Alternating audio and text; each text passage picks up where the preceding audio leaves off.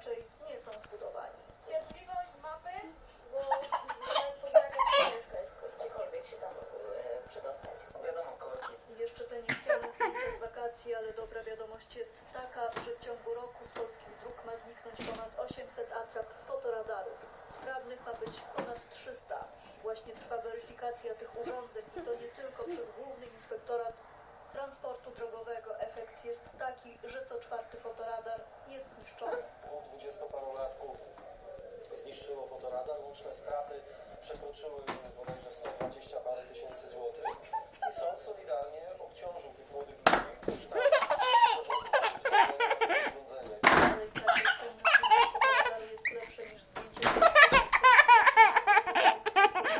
Tir staranował się widać to najlepiej. Rząd zaproponował fundusze Premeta. W sumie przedstawiono